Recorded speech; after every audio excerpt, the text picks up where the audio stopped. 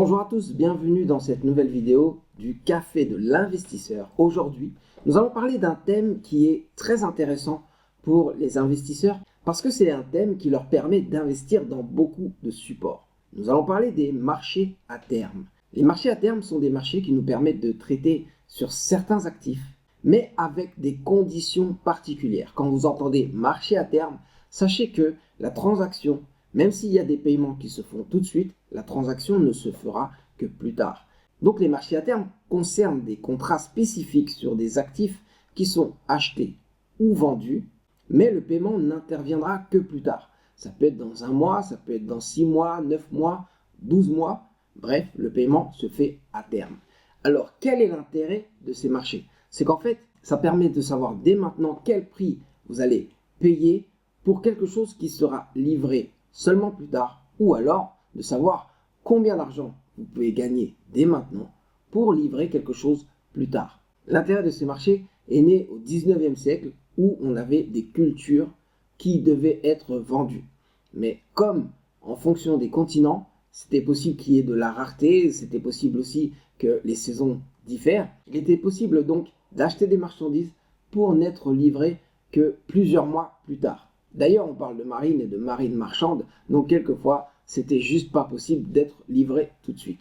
Et donc, il s'agissait principalement de marchandises agricoles, mais le succès est tel qu'il y a eu forcément un intérêt pour l'industrie parce qu'il y avait aussi la révolution industrielle et on avait besoin d'énormément de matières premières et ça permettait de faire des contrats pour être livrés avec de grandes quantités de matières premières. Et aujourd'hui, donc, vous avez la possibilité de traiter énormément de choses sur les marchés à terme. Ça peut être donc les marchandises agricoles comme principalement le blé, le sucre, le cacao, mais aussi le café et des matières premières comme l'acier, le pétrole surtout, ou le gaz, le cuivre ou différentes énergies. Mais avec la financiarisation de l'économie, vous avez aussi la possibilité de traiter des titres financiers. Ça peut être des devises, ça peut être du taux et ça peut même être des indices sur les actions.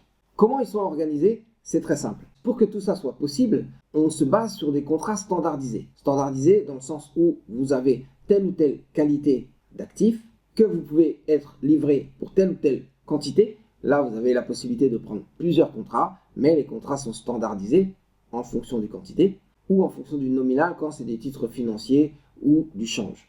Vous avez donc la taille du contrat, l'échéance du contrat, parce que ce n'est pas les mêmes contrats si vous avez un contrat pour juin de cette année ou septembre de l'année prochaine, parce que vous vous doutez bien que vous n'aurez pas le même prix.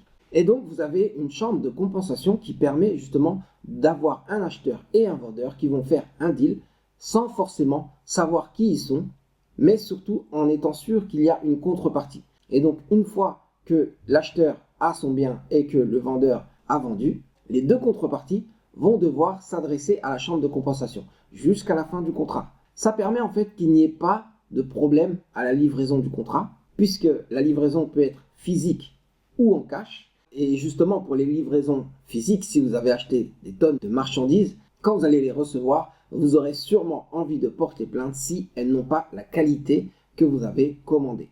Donc la chambre de compensation s'occupe de gérer tout ça et de gérer le risque que vous pouvez avoir, non seulement sur le paiement final, mais aussi sur la marchandise finale. Alors quels sont les acteurs qui œuvrent sur ces marchés à terme? Ce sont principalement des spéculateurs, des hedgers et des arbitragistes. Les spéculateurs, eux, ils vont acheter ou vendre en fonction de leurs anticipations. Si par exemple vous pensez que les prix du cacao vont baisser, alors vous vendez des contrats à terme d'ici un an. Comme ça, dans un an, si jamais les cours ont baissé, vous allez livrer en cash ou en physique quelque chose que vous payerez beaucoup moins cher que ce que vous avez encaissé. Et donc c'est encore mieux si vous traitez sur des marchés organisés parce que vous n'aurez plus rien à livrer. Sans vouloir aller dans le détail, en fait, la chambre de compensation, pendant la durée de vie de votre contrat, va faire des appels de marge, donc va vous demander à chaque fois que le prix baisse ou augmente, de payer ou de recevoir un profit. Ce qui veut dire qu'il n'y a même pas de risque sur l'échéance, puisque dans tous les cas, même si le contrat venait à disparaître, vous n'aurez rien perdu et votre contrepartie non plus. C'est tout l'intérêt. Donc les spéculateurs gagnent de l'argent avec la hausse ou la baisse de l'actif en vendant ou en achetant des contrats. Vous vendez un contrat quand vous savez que le prix de l'actif va baisser ou vous achetez un contrat quand vous savez que le prix de l'actif va monter. Pour ce qui est des hedgers, les hedgers se couvrent. Donc, pour perdre le moins d'argent possible, ce qu'ils vont faire, c'est qu'ils vont acheter ou vendre des contrats pour faire la position inverse de ce qu'ils ont fait et ça leur permet de se couvrir. Ça veut dire qu'ils vont cristalliser les prix et au final, qu'il y ait une hausse ou une baisse de l'actif, pour eux, ça n'a plus aucun impact. Les arbitragistes, eux, ils vont chercher avec chaque contrat à gagner le peu d'argent qu'ils peuvent en se basant sur des erreurs de prix. Les erreurs de prix, c'est des marges très faibles, mais elles existent. Et donc, ils peuvent faire des arbitrages sur les différents marchés. Si par exemple, sur un marché, vous avez le sucre qui est à 250 et sur un autre, il est à 251, alors vous l'achetez à 250 et vous le revendez sur l'autre marché à 251. Et là, vous gagnez 1. Mais c'est un exemple simple. Si vous avez plusieurs contrats, là, ça peut vous faire des millions. Et le fait que les arbitragistes font ça, alors ça fait que sur les différents marchés, vous allez constater quasiment les mêmes prix au même instant. Donc tous ces acteurs, finalement, vont contribuer à la liquidité du marché. Parce que toutes leurs activités, les unes avec les autres, vont faire que le marché sera actif, qu'il aura toujours des prix à la hausse et à la baisse, et aussi des acheteurs et des vendeurs.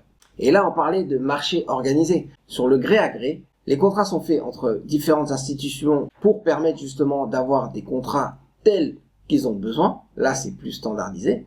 Et aussi sur des échéances qui les intéressent beaucoup plus. Bref, c'est selon les besoins de l'acheteur et du vendeur. Voilà comment fonctionnent les marchés à terme. Vous avez ici des opportunités d'achat et de vente, mais là encore, c'est des produits dérivés, donc il faut bien faire attention à l'évolution du sous-jacent, l'actif sous-jacent, et surtout savoir que c'est pour des investisseurs avertis. Merci d'avoir suivi cette vidéo jusqu'au bout, c'était Serge Alouania pour le Café de l'investisseur.